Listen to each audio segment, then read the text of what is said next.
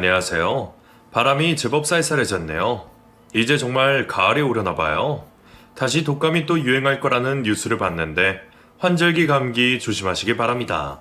저는 서울과 가까운 어느 도시에서 필라테스 학원을 운영하고 있는 30대 후반의 여자입니다.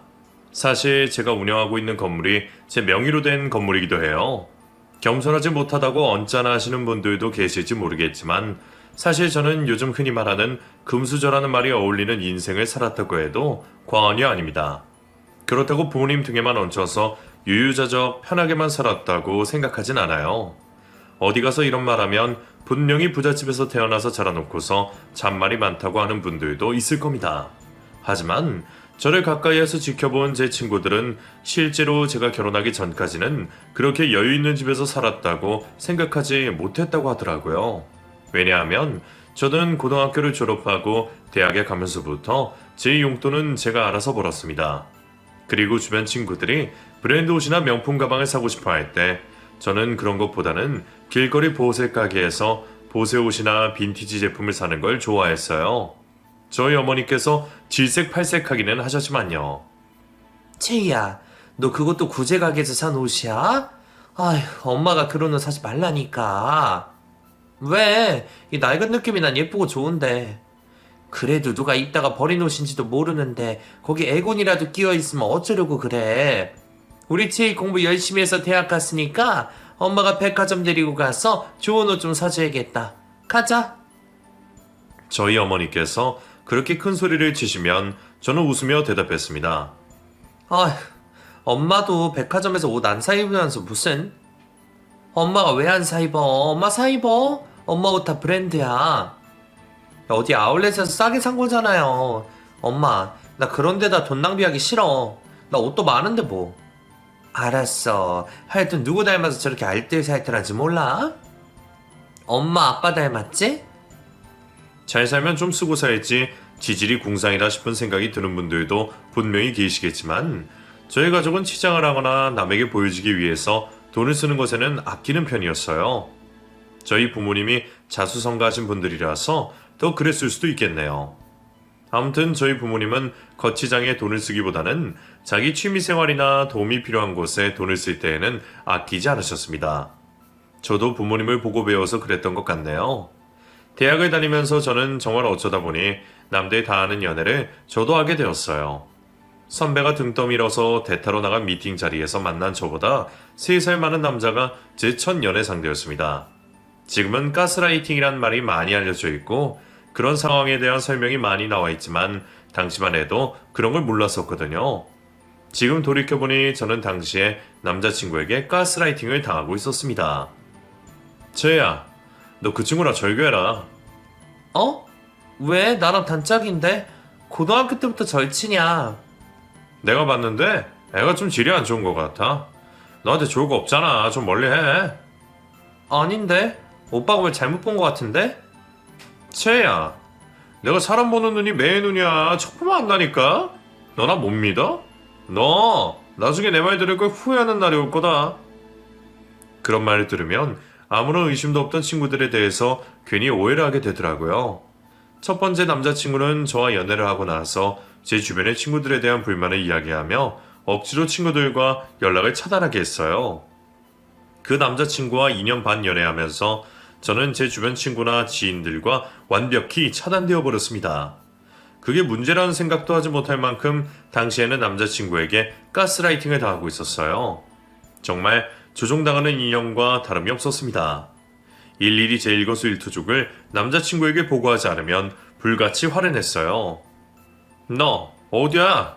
지금 연락한 지가 언젠데 아직까지 연락이 없어. 어? 나 과외하고 지금 나왔어. 과외할 때도 중간중간 연락하라고 했잖아. 아니, 오빠도 바쁘니까. 알았어. 내가 널 의심하고 그래서 그런 게 아니잖아. 요즘 세상이 흉흉해. 채야, 다 너 걱정돼서 그러는 거야. 내 맘 알지? 알았어. 그래, 이따 도서실에서 만나자. 어디 이동하면 바로 연락하고. 전 남자친구는 겉으로는 좋은 대학에 유능하고 성격 좋은 사람이었지만 저에게는 정말 누구보다 두렵고 강한 존재가 되어가고 있었습니다.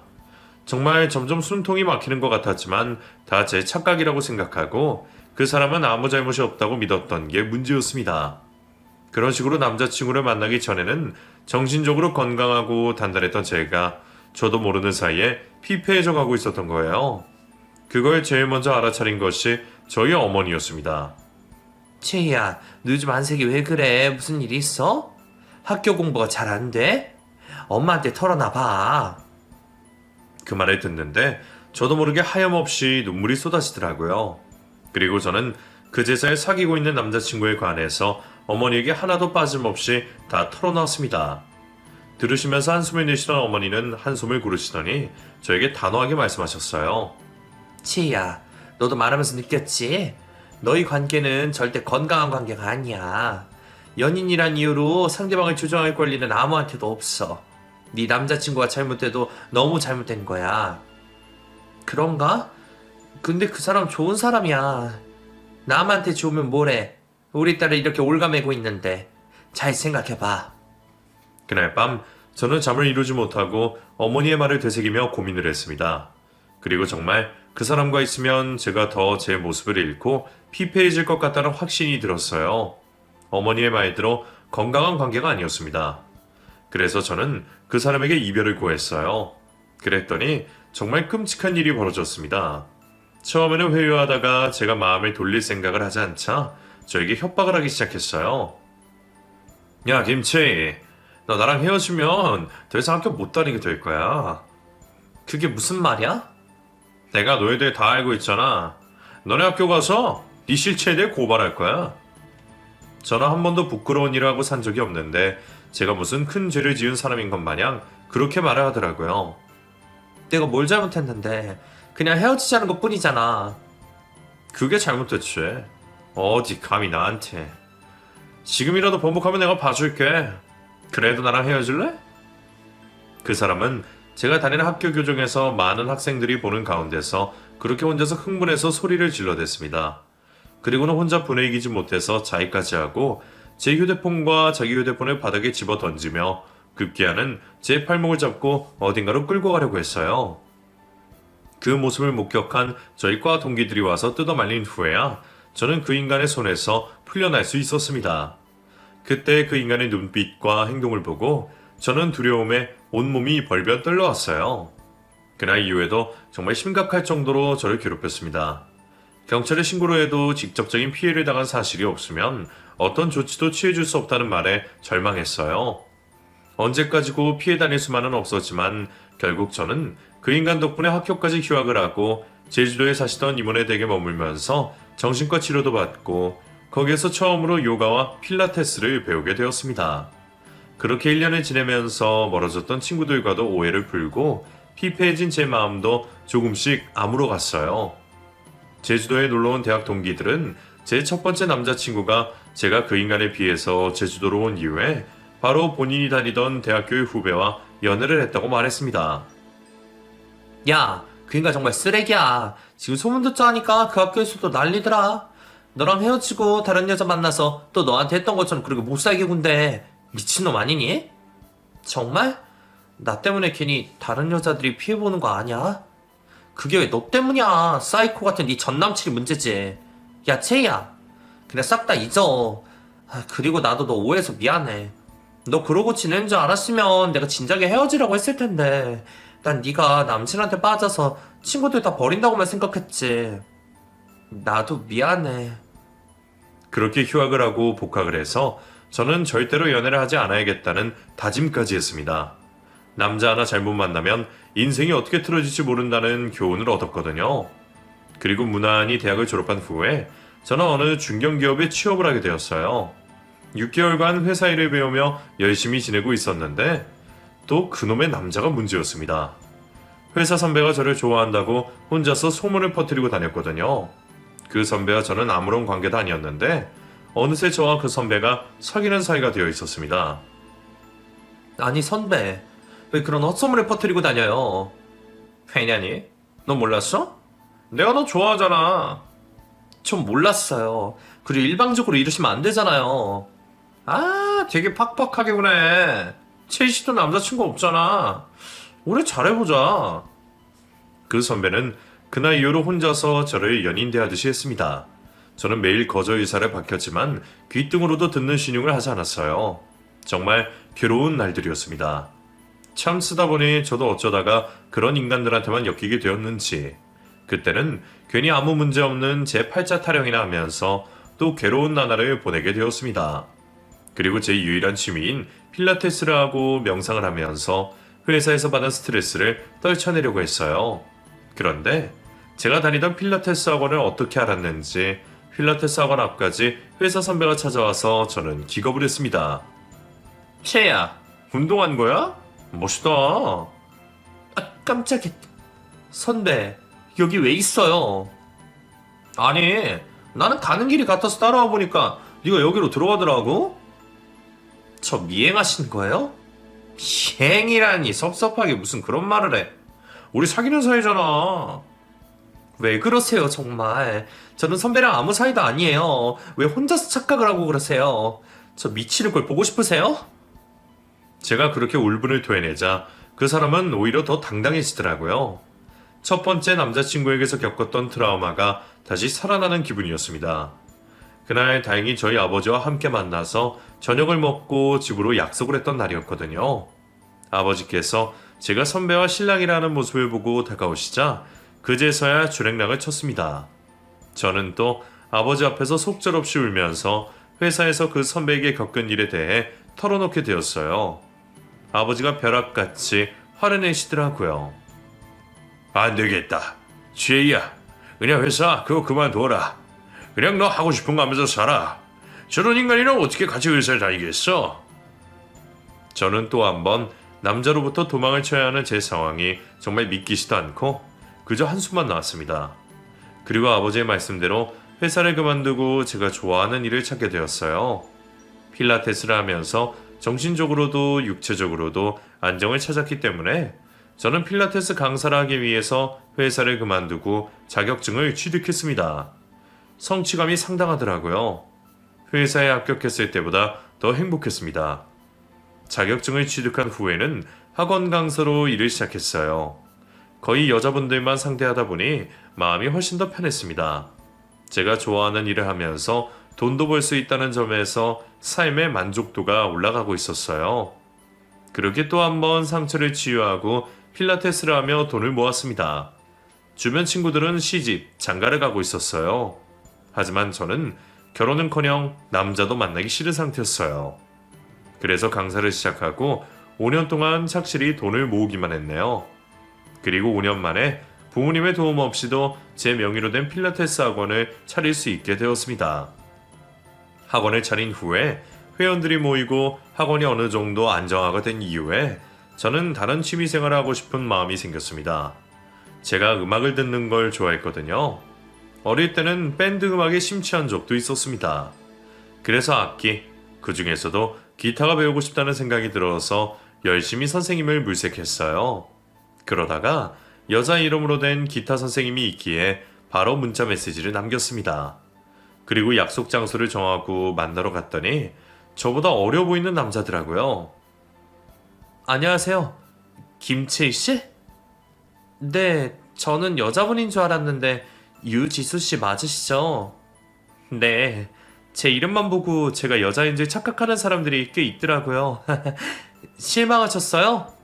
그래도 너무 티난다. 그렇게 쾌활하고 무해하게 이야기하는 그 사람을 보면서 저도 그냥 웃음이 흘러나왔습니다. 이야기를 나눠보니 저보다 5살이 어리고 실용음악과를 졸업한 후에 홍대에서 간간히 공연에도 올라가고 음악 작업도 하면서 돈을 벌기 위해 기타 수업을 하고 있다고 솔직하게 다 이야기를 하더라고요. 저희 공동 작업실이 있는데 거기서 일주일에 3번씩 수업 들으실 거예요. 코드 잡는 법만 익히시면 금방 배우실 수 있으실 거예요. 그래요. 그럼 믿고 따라가 볼게요. 네, 저 믿으세요. 어리고 순수해 보이는 남자였고 저는 나이도 들었고 설마하니 기타 선생님으로 만난 연하의 남자와 또 이상하게 엮일 일은 없겠다고 마음을 놓았던 것이 큰 화살이 되어서 저에게 돌아와 박힐 줄은 그때는 상상도 하지 못했습니다. 처음에는 제가 어릴 때부터 동경하던 악기를 배운다는 사실에만 집중해서 기타를 배우러 가는 날이 즐거운 날이었습니다. 그리고 제가 어릴 때부터 좋아하던 팝송을 완곡으로 기타로 연주할 수 있게 되던 날에 정말 기뻤어요. 와, 내가 이걸 기타로 칠 수 있는 날이 오는구나. 고마워요. 다 우리 선생님 덕분이에요. 뭘요? 채희 씨가 열심히 따라와줘서 그렇죠. 더 어려운 것도 연주해 보셔야죠. 계속 배우실 거죠? 이 정도까지만 배워도 괜찮을 것 같은데. 제가 뭐 어디 공연 나갈 것도 아니니까. 왜요? 저랑 같이 공연해요. 제가 서브 기타로 채희 씨 무대 소개해 드릴게요.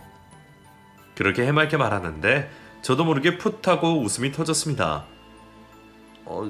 왜 웃어요? 아니, 너무 꿈 같은 이야기라서. 왜요? 할 수 있어요. 채희 씨, 말 나온 김에 오늘 저 공연하는데 보러 오실래요? 오늘요? 네, 여기서 멀지도 않아요. 그날 얼떨결에 클럽에 가서 그 사람이 밴드 공연을 하는 걸 보게 되었습니다. 무대에서 연주를 하는 모습을 보니까 또 다르더라고요. 그저 어린 동생으로만 생각했는데 음악에 대한 열정과 무대 위에서 아우라를 내뿜는 모습에 조금 반해버렸습니다. 하지만 그런 티를 내지 않으려고 노력했어요. 무대 위에 서 있으면 지렁이도 멋있게 보일 수 있을 거라며 제 자신에게 정신 차리라고 속으로 되뇌었습니다. 정신 차려, 김치. 저런 애송이 어린애한테 넘어가면 안 돼. 하지만 사람 마음이 뜻대로 되는 게 아니더라고요. 기타 선생님으로만 만나던 사이였는데 어느새 저희 둘은 유사 데이트를 하는 사이가 되어 있었습니다. 수업을 마친 후에는 깔끔하게 헤어지는 게 무언의 규칙이었는데 어느 날부터 은근히 저에게 밥을 사달라는 둥 커피를 사달라는 둥 애교를 부리더라고요. 오늘 바빠요? 저 진짜 배고파서 죽을 것 같은데 밥 좀 사주면 안 돼요? 네? 누나! 누나요? 선은 지킵시다, 선생님. 아, 왜요? 수업도 끝났는데.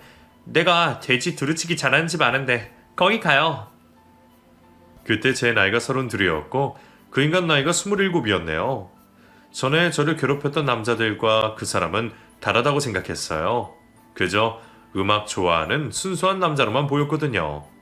그렇게 기타 수업을 핑계로 만나면서 정을 쌓다 보니 서로 좋은 감정을 주고받게 되었습니다. 그리고 정신을 차리고 보니 어느새 저는 그 사람과 연인 같은 관계가 되어 있었어요. 어쩐지 그러면 안 될 것만 같아서 제가 선을 그었습니다. 저 이제 기타 그만 배우려고요. 그 말에 그 사람이 눈에 눈물이 그렁그렁 하더라고요. 왜요? 왜 그만두려고 그래요? 아니, 이제는 혼자서 집에서 악보 보고 연주할 수도 있을 것 같고 더 이상 배우러 올 필요가... 제 말이 끝나기도 전에 그 사람 눈에서 닭똥 같은 눈물이 뚝뚝 떨어지더라고요. 저는 몹시 당황했습니다. 아니, 왜 울어요? 저 사실 첼시 좋아해요. 아니, 사랑해요. 그런데 앞으로 수업 핑계로 첼시를 더 볼 수도 없다고 생각하니까... 그렇게 우는 모습을 보니까 저도 같이 눈물이 흐르더라고요. 제가 남들이 울거나 TV에서도 우는 장면이 나오면 따라서 우는 사람이었거든요. 그래서 같이 엉엉 울다가 보니 상황이 웃겨서 어느새 서로 웃음이 터져서 웃고 있었습니다. 그리고 그날 이후로 정말로 연인 사이가 되어서 서로 기타 선생님과 학생이 아닌 남자와 여자로서 만남을 이어가게 되었어요. 그때로 되돌아가면 다시 사귈 거냐 물으신다면 절대 사귀지 않을 겁니다. 하지만 당시 상황으로서는 그렇게 분위기가 흘러갈 수밖에 없는 상황이었어요. 그렇게 서로 연인 관계가 된 이후에는 그 사람은 저에게 연하처럼 보이지 않기 위해서 노력했습니다. 그리고 불안정한 자기의 삶에 안정을 찾고 싶다고 하더라고요. 나 채이씨 앞에서 조금 부끄러워. 나도 이런 생활 좋고 안정된 직장을 가져야 할 것 같아. 왜? 지금 자유롭게 하고 싶은 거 하는 모습 보기 좋은데? 채이씨에 비해서 내가 준비된 게 너무 없잖아. 경제적으로도 그렇고. 난 채이씨랑 내년쯤에 결혼하는 게 목표거든. 정말? 누구 마음대로? 왜 그래? 난 채이씨랑 꼭 결혼할 거야. 그러기 위해서 나도 학원이라도 차려야겠어. 그렇게 말하는데 그 모습이 또 그때는 귀엽고 좋게만 보였어요. 콩깍지가 씌어도 단단히 씌인 상태였습니다. 그리고 음악학원에 차리겠다고 알아보면서 자금이 필요하다고 하는 그 사람이 저에게 돈을 빌려달라고 했습니다. 제이씨, 이런 말 하기는 좀 그런데 나 5천만 원만 빌려줄 수 있어? 내가 뚜렷한 직업도 없어서 대출도 못 받고 내가 꼭 다 갚을게. 차용증이라도 쓸게. 아무리 연인 사이라도 돈 관계는 함부로 맺는 게 아닌데 그때는 그 사람과 정말 결혼할 생각에 저는 서슴없이 돈을 빌려주기로 했습니다. 저를 욕하시는 분들도 계시겠지만 저도 그때의 저를 호되게 혼내주고 싶은 심정이니 조금만 이해해 주세요. 제가 빌려준 돈으로 그 인간은 기타 강습 학원을 차렸어요. 그리고 학원 수강생들이 엄청나게 늘었다고 하더라고요. 저와 사귄 지 1년이 되던 기념일 날에 그 인간이 저에게 프로포즈를 했습니다. 제이씨, 이제 나랑 같이 살자. 나 제이씨 덕분에 새로운 인생 살게 됐어. 제이씨, 내가 책임지고 행복하게 해줄게. 그때 제 나이도 이미 33이었고 결혼 이야기에 저는 마음이 흔들렸습니다. 그리고 그렇게 순수한 남자와는 저도 행복한 미래를 그릴 수 있을 거란 착각에 빠졌어요. 그렇게 결혼을 약속하고 상견례 자리까지 마련하게 되었습니다. 저희 부모님은 제가 33살이 될 때까지 결혼 생각을 하지 않고 있는 걸 내심 걱정하시고 있었는데 제가 결혼할 사람이 생겼다고 하자 반가워하셨어요. 저희 부모님이 지인분이 운영하시는 레스토랑을 예약하시고 거기서 상견례를 하기로 했습니다. 그날 처음으로 시어머니를 뵙게 되었어요. 남자친구 아버지는 대기업 임원으로 계시는데 출장을 가셨다고 하더라고요. 오늘 저희 아버지께서 일본으로 급하게 출장을 가시는 바람에 죄송합니다. 날짜를 바꾸는 것도 예의가 아닌 것 같아서요. 남자친구가 그렇게 말했습니다. 저희 부모님도 저도 그 말을 철석같이 믿고 있었죠. 그리고 같이 온 예비 시어머니는 명품으로 머리부터 발끝까지 휘감은 채 자리에 앉아서 저와 저희 부모님을 아래 위로 훑어보고는 말했습니다. 필라테스 학원 운영한다면서 어머님 아버님은 뭐 하시나? 딱 봐도 저희 부모님의 수수한 차림에 무시를 하는 것 같더라고요. 저희 어머니께서 대답하셨습니다. 저희는 뭐 사업하고 있어요. 사업? 뭐 어디 구멍가게라도 하나? 그런 예비 시모의 아나무인하고 무례한 반응에 저도 저희 부모님도 적잖이 당황스러웠습니다. 남자친구가 본인 어머니를 말리려고 하더라고요. 엄마, 왜 그래? 아니, 나 뭐 되게 부자인 줄 알았는데 그런 게 아닌 것 같은데 지금? 뭐하러 나이도 많은 여자랑 네가 결혼을 해? 그 말에 온몸이 차갑게 식으며 뒤통수가 얼얼한 느낌이었습니다. 그러고 있는데 주문을 받으려고 저희가 있던 레스토랑 룸에 아르바이트생이 들어왔어요. 손님, 주문하시겠습니까? 그렇게 들어온 20살 중반의 애띄어 보이는 아르바이트생이 고개를 들어 저를 보다가 맞은편에 앉아있던 제 남자친구를 보더니 화들짝 놀라서 얼굴이 하얗게 질리더라고요. 그러니 당황했는지 뒷걸음질을 치면서 후다닥 룸 밖으로 나가버렸습니다. 제 남자친구도 그 알바생과 눈이 마주친 후에 얼굴이 굳어버렸어요. 뭔가 쎄한 기류를 눈치챈 저는 화장실에 다녀오겠다며 그 알바생을 찾으러 갔습니다. 여기저기 찾아다니는데 보이지 않던 그 알바생이 스텝룸에서 가쁜 숨을 몰아쉬고 있는 걸 발견했어요. 저기요. 아, 깜짝이야. 네? 저 방금 그 룸에 있던 사람인데요. 아, 네. 왜 그렇게 놀라서 나가셨어요? 그 사람 아는 사람이에요? 아니, 혹시 그 사람이랑 결혼하시려고 하는 거예요? 그 여자가 오히려 눈이 동그래져서 저한테 되묻더라고요. 네. 보시다시피 상견례 자리에 온 건데 왜요? 그 인간 쓰레기예요. 완전 미친놈이라고요. 저 인간이랑 결혼하면 그쪽 분 인생 망치는 거예요. 다짜고짜 그게 무슨 말이에요? 빨리 파혼하세요. 그게 살 길이에요. 그리고는 그 알바생은 제 예비 신랑과의 인연에 대해서 털어놨습니다. 알고 보니 그 알바생도 저와 결혼을 앞두었던 예비 신랑과 연애를 했던 사이더라고요. 그때 제가 헤어지자고 하니까 저 찾아와서 진짜 난리도 아니었어요. 저 제 자취방에 감금당하고 몇 시간이나 두들겨 맞았어요. 너 따위가 감히 자기를 찾아면서 욕하고 발로 밟고. 저는 상상하지도 못했던 이야기를 처음 보는 여자에게 듣는 터라 믿을 수가 없었습니다. 사실 믿고 싶지도 않았어요. 그리고 저 첫 연애에서 겪었던 트라우마가 되살아나는 듯 했습니다. 그게 정말 사실이에요? 증거 있어요? 있어요. 저 그 인간한테 맞고 갈비뼈까지 부러지고 전치 4주 나왔어요. 바로 경찰에 신고했는데 연인 사이의 일이고 도주 우려도 없으니 영장 발부할 수 없다고 하더라고요. 뭐라고요? 그럼 그렇게 폭력을 쓰고도 처벌을 안 받았다는 거예요? 네. 제가 알기로는 저만 당한 게 아니에요. 그 전 애인 그 이후 애인들도 다 당했어요. 그런 낌새 못 느끼셨어요. 증거 필요하면 제가 지금이라도 당장 증거 보여드릴게요. 그리고 그 여자는 바로 자기 휴대폰으로 제 예비 신랑을 경찰에 신고했던 증거와 자기가 맞았을 당시에 찍어두었던 사진, 그리고 사귈 당시에 찍어두었던 사진들을 저에게 보여주었습니다. 그걸 보니 정말 피가 거꾸로 솟는 기분이었어요. 당장 그 알바생의 팔을 끌고 저희 부모님과 마주하고 있는 무례한 남자친구 어머니와 남자친구에게 갔습니다. 문을 확 열고 들어가자 안에 있던 남자친구가 놀란 토끼 눈이 되어서 저희를 바라봤어요. 제이씨, 누구야? 그 말에 제가 버럭 소리를 질렀습니다. 몰라서 그래? 나보다 네가 더 잘할 텐데. 네가 갈비뼈 부러뜨린 네 전 여친이잖아. 내가 지금 네 실체 다 보고 왔거든? 그러자 상견례 자리에 있던 예비 시모였던 사람이 오히려 적반하장으로 난리를 부리더라고요. 남친이 알바생에게 삿대질을 하며 말했습니다. 아니 이년이? 어디서 지금 말도 안 되는 유언비를 퍼뜨리고 있어. 우리 아들이 뭐가 어째? 야, 이 합천인 기집애야. 우리 아들이 널 팼다고?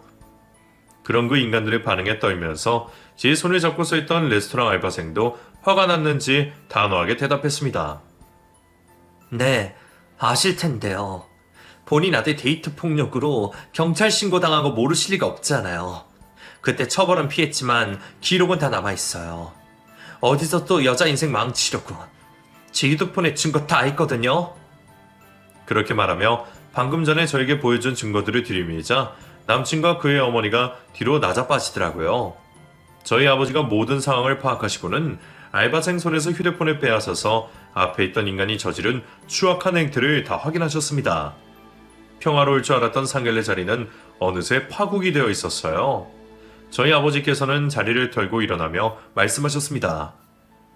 여보 가자. 제이야 나와. 어디 이런 말도 안 되는 인간들이 다 있어. 무례한 거 꾹 참고 넘어가려 했는데 이건 아예 범죄자잖아. 이 결혼은 없던 걸로 합시다. 저희 아버지가 자리에서 일어서자 남친과 남친 어머니가 당황해서 저희 아버지 바짓가랑이를 붙들고 늘어졌습니다. 제가 잠시 자리를 비운 후에 저희 부모님이 신혼집과 건물을 주겠다고 하신 모양이더라고요. 아니 사돈, 무슨 말씀이세요? 다 지난 일이잖아요. 애들 결혼해서 건물 주신다면서요.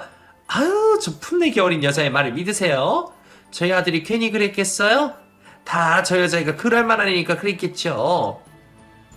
그 말에 저는 정말 꼭지가 돌아버리더라고요. 그래서 제가 저희 아버지 바짓가랑이를 잡은 그 아주머니의 팔을 발로 쳐내며 말했습니다. 아줌마, 그래도 되는 사람이 세상에 어디 있어요. 말이 되는 소리를 하세요.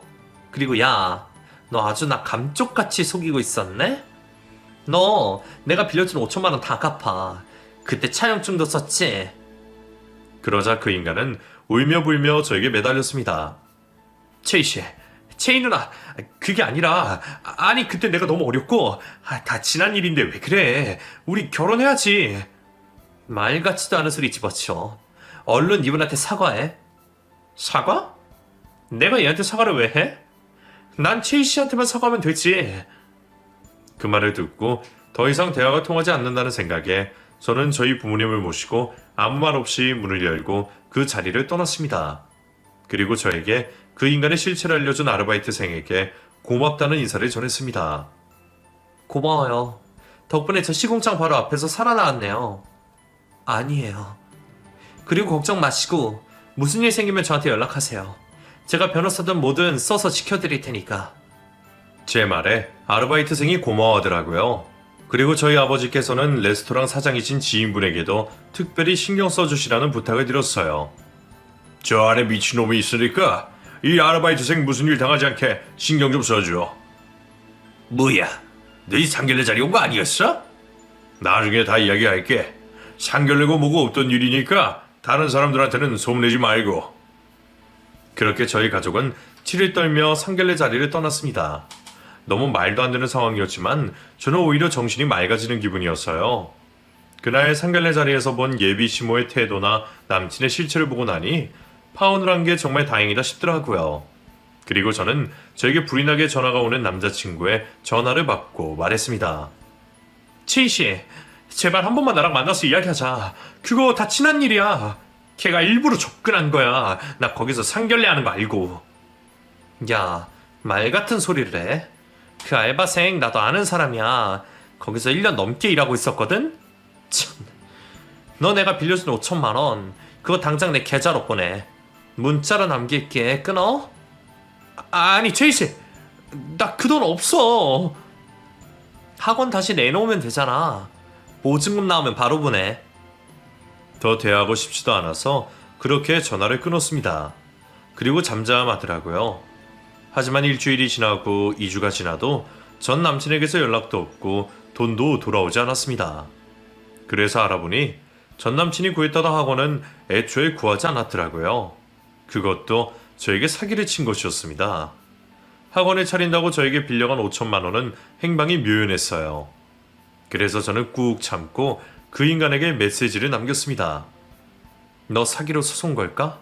아니면 대여금 반환 청구 소송 정도로 끝내줄까? 내가 지금 엄청 고민 중이야. 너 완전 싹 다 거짓말이었더라.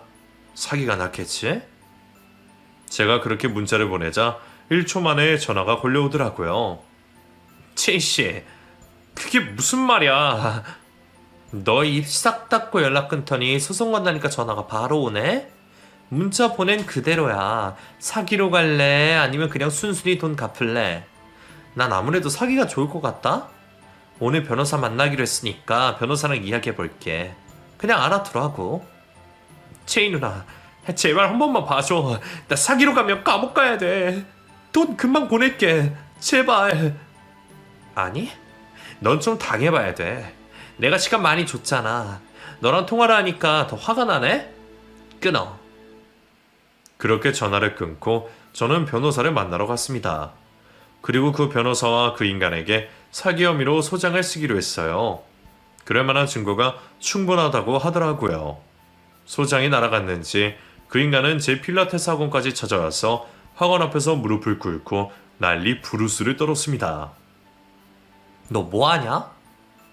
채이씨, 제발 나 좀 용서해줘. 사기라니. 나 사기 전과범돼. 예정이 있잖아. 쓰레기 폭력범이 사기로 가나 뭐로 가나 아무튼 너 나쁜 놈이잖아. 지은 죄값 치러야지. 이러고 있는다고 뭐가 달라져? 제 말에 그 인간이 본색을 드러내더라고요. 갑자기 일어나서 눈빛이 변하더니 제 필라테스 학원으로 들어와서 물건을 집어던지며 행패를 부렸습니다. 그래, 한번 해보자. 소송 취하해. 저는 그 모습을 휴대폰 영상으로 촬영하고 경찰에 신고했어요. 그 인간은 재물 손괴와 영업방해죄로 바로 현행범 체포가 되었습니다. 질질 끌려가면서도 승질을 부리는 모습을 보니 정말 소름이 끼치더라고요. 그 인간의 악마 같은 본성이 다 보여서 그 인간과 만약에 결혼을 했으면 제 삶이 어떻게 변했을지 섬뜩할 정도였습니다. 그리고 소송을 하면서 그 인간이 이전에도 중고거래 카페에서 자잘하게 사기를 친 전과가 있다는 사실을 알게 되었어요. 그래서 징역살이를 면치 못하게 되었습니다. 재판 끝에 결국 징역 7개월을 받게 되었네요. 그 재판에는 저에게 그 인간의 실체를 알려준 아르바이트생도 데리고 나갔어요. 재판을 본 알바생이 제 옆에서 눈물을 흘리며 말하더라고요. 저 인간이 제 값을 그래도 받네요. 저 너무 후련해요. 후련한데 왜 울어요? 앞으로는 우리 저런 쓰레기 만나지 말아요. 네, 언니. 재판장에서 그 인간은 판결을 받고 울부짖으며 난리를 피웠습니다. 그 모습이 아주 가관이었어요. 아무튼 그렇게 파혼을 한 이후에 저는 정말로 남자한테 질릴 대로 질려버렸습니다. 그리고 저는 다시는 전 남친에게서 배운 기타를 당장 가져다가 분리수거를 해버렸어요. 다시는 기타를 쳐다보고 싶지도 않았거든요. 그렇게 반년이 흐른 후에 저희 어머니께서 남자를 만나보러 나가보라고 제안을 하셨습니다. 그 레스토랑 사장하는 아저씨 알지? 그 집 아들이 외국에서 회사 다니다가 한국 회사로 옮겨서 들어왔다더라. 너도 예전에 한번 봤을 텐데? 너보다 한 살 오빠야. 엄마, 나 남자 만나기 싫어. 누가 연애하래? 그냥 좋은 오빠 동생으로 의지하고 지내면 좋잖아. 저희 부모님도 저 때문에 겪지 않아도 될 경험을 하신 게 죄송하기도 했고, 저도 그 오빠를 중학생 때 봤던 기억이 있어서 그럼 만나보겠다고 하고 자리에 나갔습니다. 어릴 때도 바른 자세에 공부도 잘하고 올곧은 성품이라고 생각했는데 커서도 마찬가지더라고요. 법 없이도 살 만큼 정직하고 듬직한 사람이었습니다. 그 오빠와 처음에는 오랜만에 만난 아는 동생과 오빠 사이로 지내다가 서로 대화도 잘 통하고 가치관도 같아서 결국에는 연애를 하고 결혼까지 하게 되었네요. 하도 남자들한테 데인터라 처음에는 마음의 문을 열지 않았는데 만나면 만날수록 진국인 사람이었어요. 이제 결혼 4년 차인데 지금도 남편은 변함이 없이 여전히 좋은 사람입니다. 저는 필라테스 학원을 다른 곳으로 옮겼어요. 그 건물은 싼 값에 경매로 나와서 제가 사게 되었습니다. 아무튼 지금은 학원 운영하면서 결혼해서 아이도 낳게 되었네요. 지금 제 아이가 4살이에요. 36 노산에 나와서 남편도 저도 걱정이 많았지만 다행히 건강하게 건강한 아이를 출산했습니다. 제이야, 너 닮은 예쁜 딸이야. 너 몸은 괜찮아? 난 괜찮아. 오빠, 우리 딸 이름 뭐로 지을까? 은채 어때? 내 이름 은성의 은이랑 채이 네 이름에서 채 따서 은채. 예쁘긴 한데 좀 더 고민해보자. 그래. 아이를 낳은 지 벌써 3년이 지났다는 게 믿기지가 않네요. 예전에 만났던 양아치 놈은 지금은 정신 차리고 남에게 피해 끼치지 않고 살았으면 좋겠습니다. 사실 저에게는 생각만 해도 몸서리 칠 만큼 끔찍한 기억이었는데 이렇게 많은 분들에게 털어놓을 수 있을 만큼 지금 저는 안정적이고 행복한 삶을 살고 있습니다. 그래도 털어놓고 나니 속이 후련하네요. 요즘 데이트 폭력을 당하고도 제대로 처벌받지 않아서 더 큰 범죄를 저지르는 사건들이 많은데 제발 죄를 지으면 그에 합당한 죄값을 받았으면 좋겠습니다. 여러분, 제 사연은 여기에서 마치고 물러나 보도록 하겠습니다. 환절기 감기 조심하시고 항상 건강하세요.